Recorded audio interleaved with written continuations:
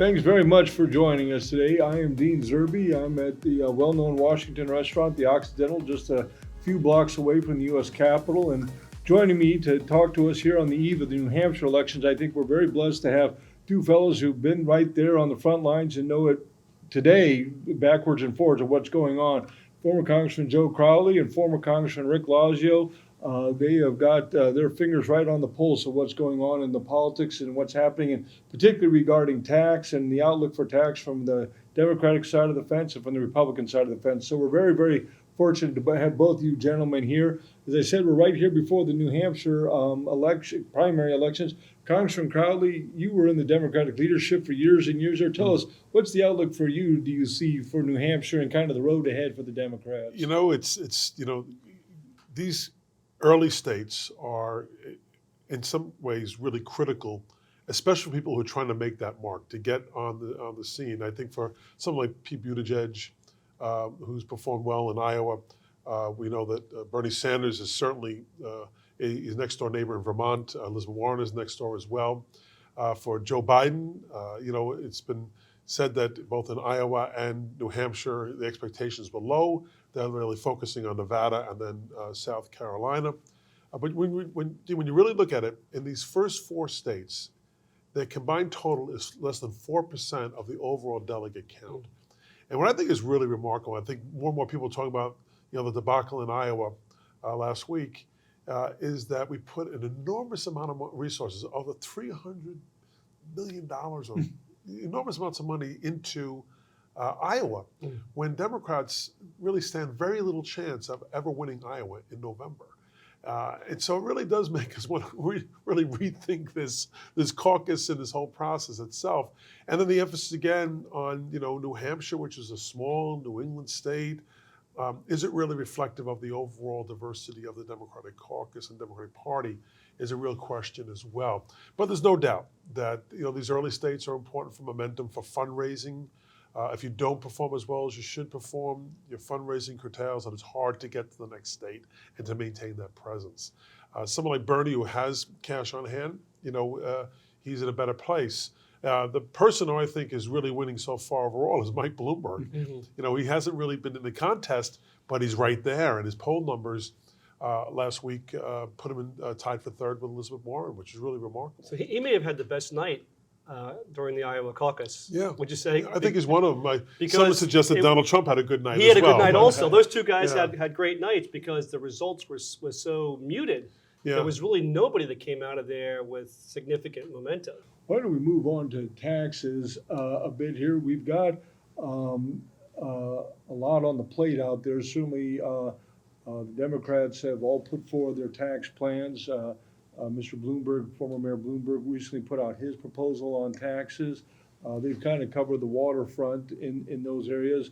The president has put out and made his comments about middle-class tax cut as being something that he's focused on. But I think a lot of the action or a lot of the interest is certainly on the Democratic side. And just kind of talking through it all, I guess maybe one out of the box, just because it's where there's some separation from in the Democrats, is, say, the wealth tax. You've got, Rick, why don't you take us through what's kind of being proposed or not being proposed on the wealth tax? Yeah, on the wealth tax side, and I say this is something that separates some of the Democratic candidates. So whereas Mike Bloomberg and Joe Biden have not signed up for a wealth tax. The wealth tax, by the way, is not a tax on income. It's a tax on your assets, on the assets that you have.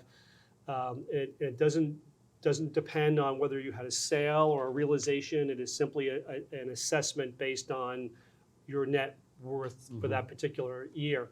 So the two people that have been most focused on this, two candidates, are Elizabeth Warren and Bernie Sanders, both of whom have proposed a wealth tax.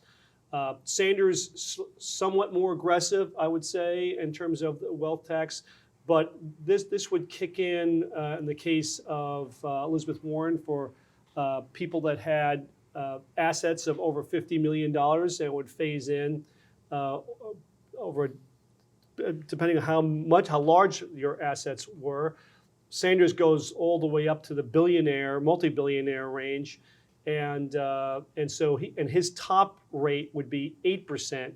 So these rates range from about 2% to about 8%, depending on what your net assets are. So they're an assessment. They pose some interesting questions about, number one, how do you value non-public assets? So that becomes a valuation issue. Does the IRS have the ability, does it have the expertise to be able to value it?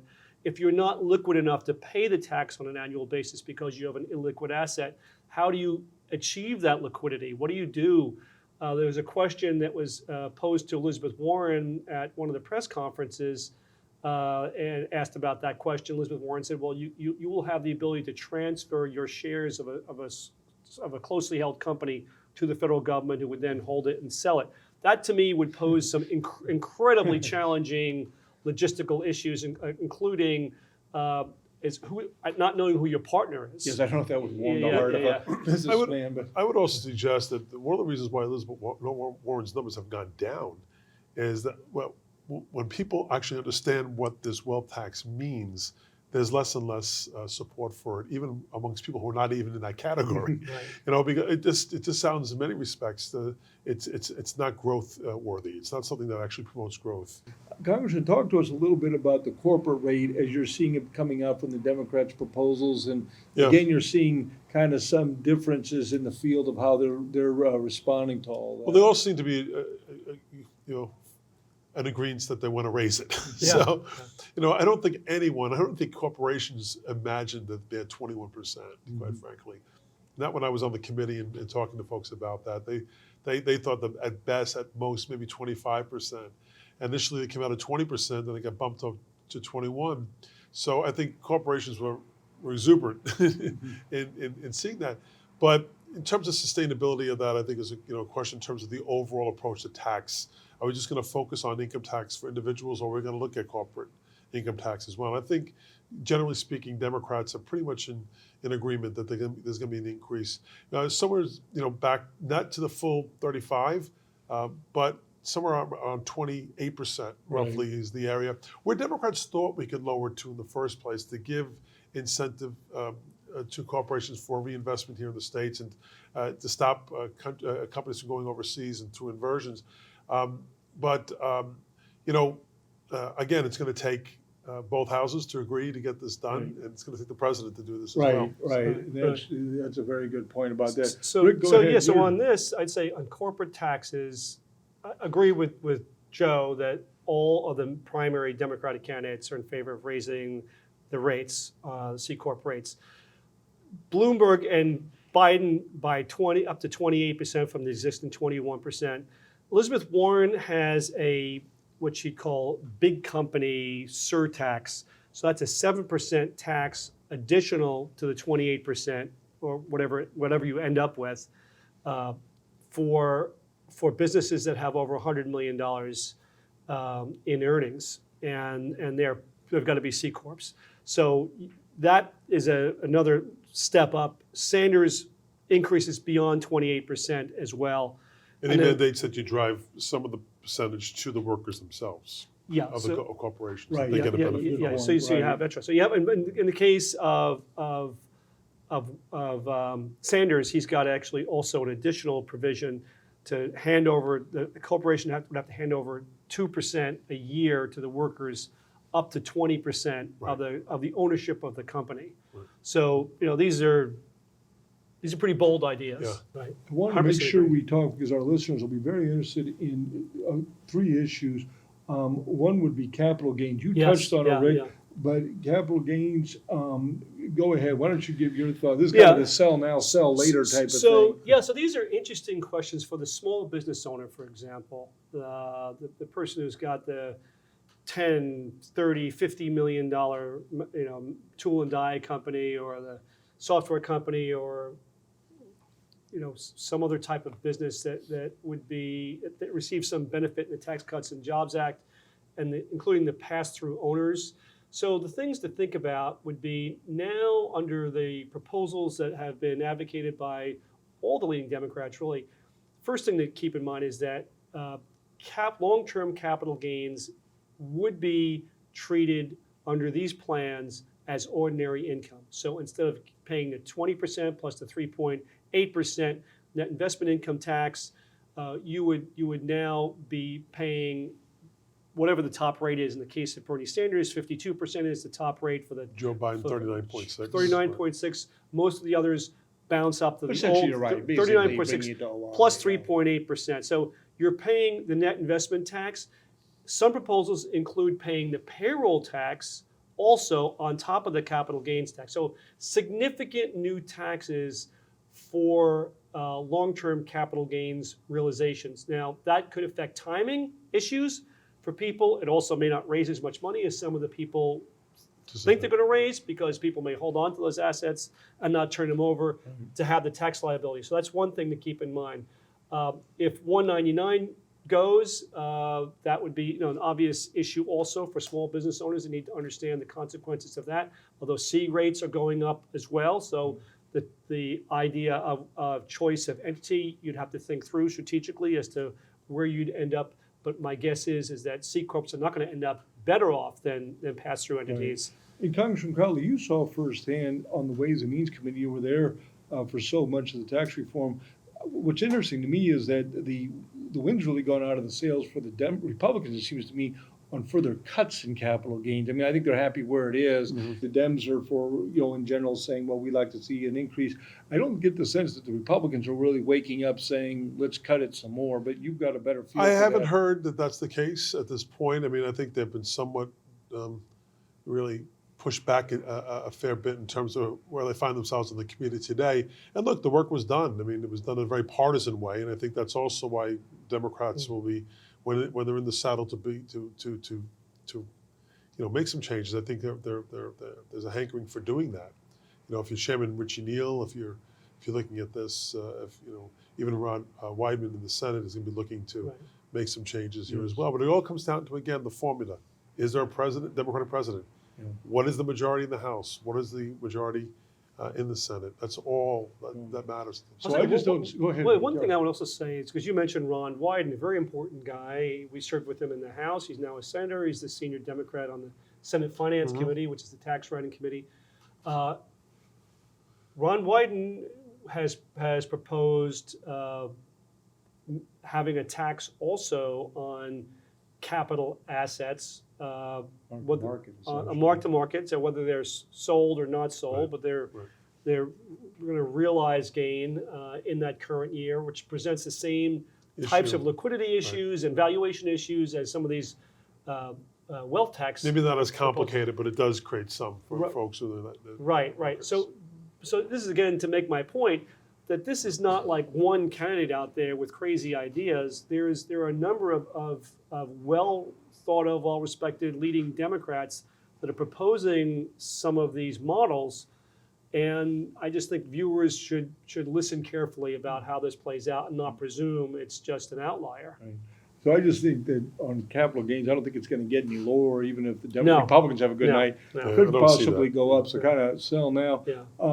Talk us about, gentlemen, on estate tax. Yeah. I mean, another thing that our viewers think a lot about is estate tax. And if you want to, Rick, give us a quick run of how, maybe ask Joe here, but you've had to feel enough of all this. Joe, how do you see kind of the playing field on estate tax and on the Democratic side? Well, of I the think House? Democrats, and I think pretty much, and I'm more familiar with Bernie's plan to fairly well, but generally speaking, getting back to that rate of 3.5 billion, $3.5 credit yeah. is where I think Democrats are comfortable at that point. Like, I think again from the base constituency, looking at a family farm or looking at a ranch, looking at a catering hall or something of a family value, asset of a family, basically. What would encompass that to a fairly well to ensure they won't have to sell them off in order to pay the tax on that. And so generally speaking, I think Democrats overall believe, no divine right of kings, and that we all earn this, and every generation has to make its mark, so to speak. Right. And I think that's where the tendency is to move towards going back to the 3.5. I'll say one other interesting, and I agree with you, Joe, that the tendency is going to be to lower the exclusion and increase the rates in a very progressive way. Right. So again, the common theme among Democrats, I would say, whether it's individual tax rates, it's the estate tax, it's providing sort of surcharges or very progressive taxes at the top end for people over $1 million, $5 million and up, significant people with significant income and significant net assets. The one thing I would say around estate tax is very interesting, and I think, again, all the leading Democrats support, not sure about Mike Bloomberg, but I think he actually has this in his plan as well, is that they eliminate the stepped-up basis. So this would be, an issue for lots of people who do lots of planning, particularly in the real estate field, where you're passing down assets from generation to generation. Assets appreciate during the lifetime, and then at death, your heirs are receiving it obviously at the stepped-up basis, the value at the time of death. Under these proposals, they would not receive the stepped-up basis. When they sell the assets, they would carry over the original basis in that asset with significant tax liability. Right, that's right. Right. But I think also, Rick, it's important to note, I think, looking at all of this, that whatever happens in terms of the election, whoever wins the presidency, et cetera, looking back in the tax bill that was passed, unpaid for, this really, again, from a Democratic perspective, that increasing the national debt and all the consequences from that. I think that's also where Democrats are looking at this from, that we didn't really get the bump we were expecting from the tax cuts. They kind of fell a little bit flat. I'm not saying there was no bump, there was some, but it really hasn't, I think, produced the political benefit I think the president and the Republicans were looking for. So I do think, again, going back to what I said before, the deficit and the debt, and Democrats and Republicans needed to focus on this at some point in a real meaningful way. I 100% agree with you, Joe. I think the size of the deficit should be and will be a constraining factor going forward. As you mentioned before, we have $1 trillion deficits. We will, in the foreseeable future, have $1 trillion bills just to service the national debt. Right. So that's like sort of a built-in deficit going forward.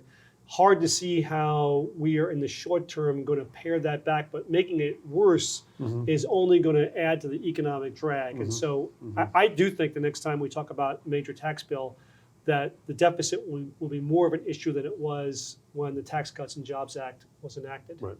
Just as a reminder too, estate tax is another one of these provisions. The easiest way to think of it, at least I think of it, as all the individual and the pass-through provisions all expire in 2025. All the corporate international is permanent law. Right. So just, and the state tax are obviously falling into that. So die before 2025. Yeah. Sell now, That's for die you. now. That's right. Those are our, if you get Takeaways. takeaways. Those are takeaways. Now, sell now, Yeah. die now. That's right. But that's an right. interesting point, Dean, because really, if you thought about the easiest way to enact change to the Tax Cuts and Jobs Act, it would be almost to do nothing until 2025, because all those individual provisions will expire on their own. Right. So if you were my guess is that I think it's a good chance that will be the timetable when we will see the next major tax bill.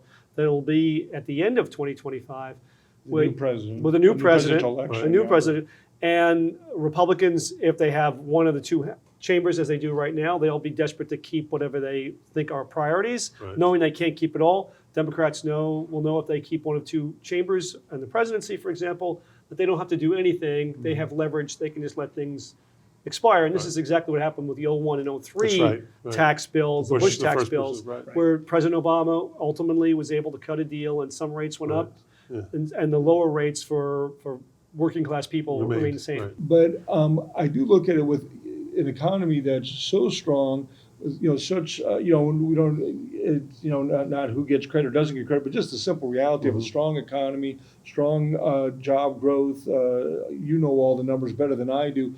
How do you see the Democrat responding to that? And I think it's been steady. I think growth has been steady and it's been consistently steady, not during just the Trump administration, but prior to that, going back to the Obama administration. And look, I think the president's going to be able to take credit for that steady growth and continuance of that. Where I do see some weakness is in the farm sector. And that really is driven primarily because of the trade war with China, that we're seeing an uptick in the number of bankruptcies of farmers and ranchers in the country. And that's a political base of the president. If those folks are losing their the family heirloom in terms of that, and are losing their way of living and way of life. That could have depending on, and like I don't think any of us want to see any more of that. It's something that I think we take great pride in our country as the family farmers and ranchers.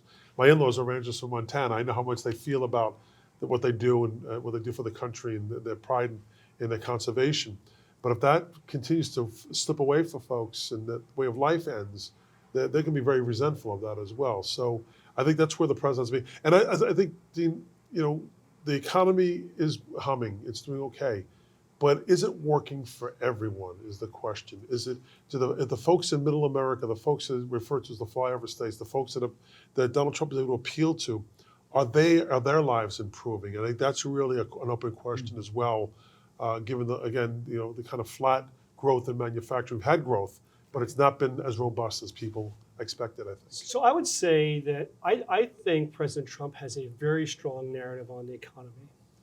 Sometimes he steps all over his message, but if they can have discipline during the campaign, they've got an incredibly strong economy, and they have every president who presides over a strong economy takes credit for it and probably deserves some credit for it, but not all credit for it. I mean, you look at, we've got a 50-year low in terms of the unemployment rate.